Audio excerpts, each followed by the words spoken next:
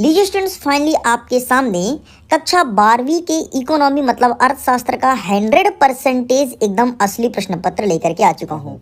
लेकिन यही बोलेगा कि आप इससे मात्र मोस्ट इम्पॉर्टेंट क्वेश्चन समझ करके पढ़ना, जिस प्रकार से मैं सभी वीडियोस में बोलते आ रहा हूँ। आपने हिंदी में देखा, हिंदी में भी मैं आपसे बोला था कि आईएमपी समझ के पढ़ना, और एक पेपर ऐसा हुआ कि 100% आ गया। इंग्लिश के पेपर में बोला कि आईएमपी समझ के पढ़ना, और उनमें से एक पेपर ऐसा हुआ जो 100% देखने को मिला। अब अगेन मैं इकोनॉमी का लेकर के आ चुका हूं, और इसमें भी बोलूँगा कि इसे प्लीज़ आप आईएमपी समझ करके पढ़ना। लेकिन आईएमपी का मतलब ये नहीं होता कि हम क्वेश्चन पेपर को छोड़ दें, पढ़ करके ही ना जाएं। ध्यान सुन लो मेरी बात को। क्वेश्चन पेपर में जितने भी क्वेश्चन है सभी को अच्छे से पढ़ना है, क्योंकि अभी अभी ये पेपर मेरे पास है, इसका फुल सोल्यूशन मेरे पास नहीं है। तो मैं प्रश्न क्रमांक 1 से लेकर के 23 तक जितने भी क्वेश्चंस आपके एग्जाम में आएंगे, चाहे आप हिंदी मीडियम के विद्यार्थी हो या इंग्लिश मीडियम के विद्यार्थी हो, सभी को कवर करूंगा। इसका आंसर आपको स्वयं फाइंड करना है। अगर कोई स्टूडेंट्स आंसर फाइंड कर लेता है, बाकायदे लिख लेता है, तो प्लीज़ मुझे सेंड कर देना, ताकि मैं वीडियो शूट कर दूं, सभी बच्चों को फायदा हो जाए। चलिए आगे बढ़ते हैं, देख लेते हैं। देखिए स्टूडेंट्स, यहाँ पे लिखा है प्रश्न क्रमांक 1, सही विकल्प चुन करके लिखिए। अगर आप इंग्लिश मीडियम के स्टूडेंट्स हैं तो क्वेश्चन को इंग्लिश में देख सकते हैं। देखो 7 नंबर का टोटल आपका सही विकल्प देखने को मिलेगा। पहला नंबर कहता है मांग का नियम क्या है। यहाँ पर ऑप्शन है गुणात्मक, मात्रात्मक, आवा दोनों और इनमें से कोई नहीं। अगर आप इंग्लिश मीडियम के तो यहाँ से देख सकते हैं। आगे देखते हैं सेकंड नंबर, मांग की कीमत लोच से क्या अभिप्राय है। कुछ इस प्रकार से हमारा सेकंड क्वेश्चन देखने को मिलेगा। देखिए अभी इसका आंसर प्रिपेयर नहीं है। अगेन बोल रहा हूँ कि आप इसका अच्छे से स्क्रीनशॉट रख लो, आंसर फाइंड करो, और जैसे आंसर मिले तो प्लीज़ मुझे टैग जरूर कीजिएगा। आगे देखते हैं तीसरा नंबर, उत्पादन फलन में उत्पादन किसका फलन है। तो यहाँ पर कई सारे ऑप्शन दिए गए, एक इसका सही उत्तर है। चलिए आगे बढ़ते हैं, देखते हैं नेक्स्ट क्वेश्चन। हमारा चौथा नंबर कह रहा है उपयोगिता का संबंध होता है लाभदायक से, मानव आवश्यकताओं की पूर्ति से, नैतिकता से, इनमें से कोई नहीं। ओके, आगे देखते हैं नेक्स्ट हमारा 5वां नंबर, व्यष्टि अर्थशास्त्र में निम्नलिखित में से किसका अध्ययन किया जाता है। यहाँ पर 4 ऑप्शन दिए गए हैं, एक इसका सही उत्तर है। चलिए आगे देखते हैं नेक्स्ट 6वां नंबर। 6वां नंबर कहता है बाजार की निम्नलिखित में से कौन सी विशेषताएं हैं। यहाँ पर पहला नंबर कहता है क्रेता तथा विक्रेता की उपस्थिति। आगे बढ़ते हैं तो इसी में सेकंड नंबर देखते हैं वस्तु एक मूल्य। तीसरा नंबर कहता है एक क्षेत्र। चौथा नंबर कहता है उपरोक्त सभी। आगे बढ़ते हैं, देखते हैं 7वां नंबर, अर्थव्यवस्था को वर्गीकृत किया जा सकता है। पहला नंबर कहता है मिश्रित रूप में, दूसरा नंबर समाजवादी रूप में, तीसरा नंबर पूंजीवादी रूप में, और चौथा नंबर कहता है उपरोक्त सभी। तो इस प्रकार से हमारे सही विकल्प कंप्लीट होते हैं। अब यहाँ से स्टार्ट होता है 1 नंबर के प्रश्न, जिसे आप रिक्त स्थान के नाम से जानते हो। इसमें पहला नंबर कहता है सभी क्रियाएं जो आय सृजित करती है कौन सी क्रिया कहलाती है। इसी का सेकंड नंबर कहता है कि पूंजीवादी अर्थव्यवस्था को डैश डैश डैश भी कहा जाता है, और किस नाम से जानते हैं, ये पूछा गया है। हमारा तीसरा नंबर कहता है व्यष्टि तथा समिष्ट अर्थव्यवस्था एक दूसरे के डैश डैश होते हैं। इसी का चौथा नंबर कहता है जब सीमांत उपयोगिता शून्य होती है तब कुल उपयोगिता डैश डैश डैश पूर्ण होती है।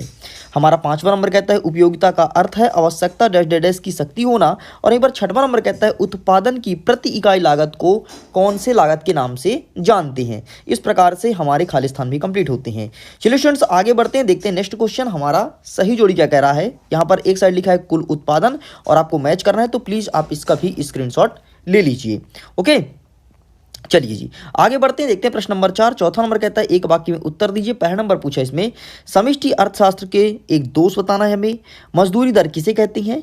किसी वस्तु की कीमत निर्धारण के 2 महत्वपूर्ण शक्तियां कौन कौन सी हैं।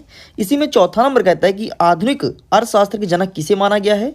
5वां नंबर व्यष्टि अर्थव्यवस्था का दूसरा नाम, मतलब व्यष्टि अर्थव्यवस्था को और किस नाम से जानते हैं। और यहाँ पर 6वां नंबर कहता है कि अर्थशास्त्र मतलब इकोनॉमी के जनक कौन है। ओके, तो इस प्रकार से ये सभी कंप्लीट होते हैं। चलिए आगे बढ़ते हैं, देखते हैं नेक्स्ट क्वेश्चन हमारा 5वां नंबर। इसमें बोला गया सत्य असत्य बताइए। इसका पहला नंबर कहता है केंद्रीय बजट वित्त मंत्री द्वारा प्रस्तुत किया जाता है। दूसरा नंबर कहता है बाजार का घाटे का बाजार लाभदायक होता है। इसी का तीसरा नंबर कहता है व्यष्टि अर्थव्यवस्था में समूह का अध्ययन किया जाता है। चौथा नंबर कहता है कि भारत में मिश्रित आर्थिक प्रणाली को अपनाया गया है। यहीं पर 5वां नंबर कहता है कॉफी के मूल्य में वृद्धि होने से चाय की मांग में क्या कमी हो जाती है। ये सही है गलत है। 6वां नंबर कहता है व्यष्टि और समिष्ट अर्थशास्त्र एक दूसरे के पूरक हैं। एंड यहाँ पर 7वां नंबर कहता है उत्पादन की प्रति इकाई लागत को सीमांत लागत कहा जाता है। देखिए सभी क्वेश्चंस को अच्छे से प्रिपेयर कर लो और जल्दी से इसका आंसर रेडी कर लो और अपने कॉपी में नोट डाउन कर लो। देखो अब यहाँ से स्टार्ट होता है प्रश्न क्रमांक 6। कुल उत्पादन क्या है, और इसके अथवा में पूछा गया है कि रेपो दर किसे कहते हैं, सॉरी रेपो रेट किसे कहते हैं। यहाँ पर 7वां नंबर कहता है कि मुद्रा को परिभाषित कीजिए, एंड इसके अथवा में पूछा गया है, क्या पूछा गया भाई अथवा में, बचत फंड से क्या आशय है। ठीक है, इसी भी अच्छे से प्रिपेयर करना है। 8वां नंबर देख लो, मिश्रित आय को स्पष्ट कीजिए, एंड इसके अथवा में पूछा गया है कि वस्तु विनिमय से क्या आशय होता है। यहाँ पर हमारा 9वां नंबर कहता है पूर्ण रोजगार को परिभाषित कीजिए, और इसके अथवा में पूछा गया है बाजार का अर्थ लिखिए। देखिए स्टूडेंट्स, आप लोग के बोलने से मैं आपके सामने 100% एकदम रियल क्वेश्चन पेपर प्रेजेंट कर रहा हूँ। आपका फर्ज बनता है एक वीडियो को लाइक करना है और शेयर करना है। और देखिए अभी कितने कम स्टूडेंट्स देख रहे हैं इस वीडियो को, गलत बात है यार। एक तो कहीं ना कहीं से पेपर अरेंज करो, फिर उसका आंसर ही फाइंड करके प्रेजेंट करो। अभी मेरे पास जैसे ही पेपर आया मैंने वीडियो शूट कर दिया, अपलोड करूँगा, थोड़ी देर में इसका आंसर भी अपलोड करूँगा। एंड फाइनली आप लोग का फर्ज तो बनता है यार कि शेयर कर दो, तो प्लीज़ शेयर कर दीजिए। और देखो जितने भी लाइव है ना, लाइक्स बहुत कम किए, गलत बात है। लाइक तो मारो यार, 2-4 तो कर दो यार, खुश तो हमको भी करो ना। मतलब यदि हमको लाइक और कमेंट्स करके मोटिवेशन करोगे तो डेफिनेटली बहुत कुछ अच्छा होगा, जिस प्रकार से हिंदी और इंग्लिश में हुआ है। ठीक है, आगे देखते हैं 10वां नंबर, राष्ट्रीय आय को परिभाषित कीजिए, एंड इसके अथवा में पूछा गया है बैंक दर और ब्याज दर में अंतर स्पष्ट कीजिए। तो इस प्रकार से प्रश्न नंबर 10 तक पूरा कंप्लीट होता है।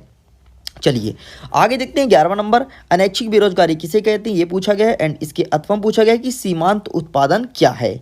चलिए आगे बढ़ते हैं, देख लेते हैं इसी का 12वां नंबर, एमएसपी मतलब न्यूनतम समर्थन मूल्य, जिसे इंग्लिश में मिनिमम सपोर्ट प्राइस कहते हो, उसके बारे में पूछा गया है। अरे वही यार जहाँ से फिर तुम खाद्यान्न वगैरह लेते ना, वो क्या होता है, 2 रुपये किलो गेहूँ चावल क्या क्या चलता भी है, उसकी बात कर रहे हैं एमएसपी। ठीक है, आगे देखते हैं इसके अथवा में कहता है कुल परिवर्तनशील लागत से क्या तात्पर्य है।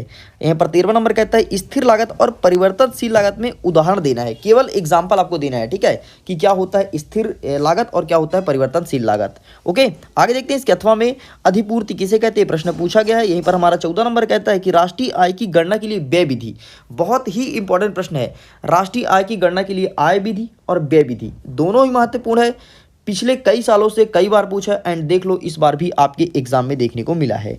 आगे देखते हैं इसके अथवा में कहता है आरबीआई के कार्य लिखिए। ये कितने नंबर का पूछा है, 2 नंबर का, मतलब आपको 2 कार्य बताने हैं।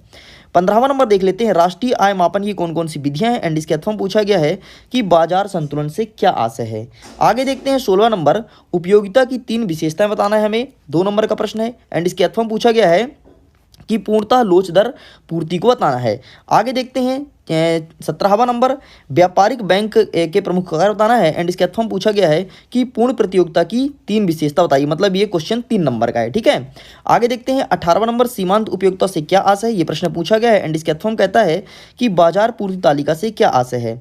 आगे बढ़ते हैं तो 19 नंबर देख लेते हैं, पूर्ति के नियम का चित्र द्वारा समझाना है, मतलब सबसे पहले आपको चित्र बनाना है और चित्र के थ्रू ही उसे एक्सप्लेन करना है। ध्यान से एक एक चीज इसी प्रकार से पढ़ के जाना, एंड इसके अथवा में कहता है विमुद्रीकरण के प्रभाव को समझाइए। यहीं पर हमारा 20वां नंबर कहता है सीमांत उपयोगिता, कुल उपयोगिता तथा औसत उपयोगिता का संबंध बताना है, और इसके अथवा में पूछा गया है कि सीमांत लागत केवल परिवर्तनशील लागत पर निर्भर करता है, समझाइए। यहीं पर 21वां नंबर देख लेते हैं, हासमान उपयोगिता के नियम का सचित्र समझाना है, 4 नंबर का प्रश्न है, और इसके अथवा में पूछा गया है उत्पादन फलन की संकल्पना को समझाइए।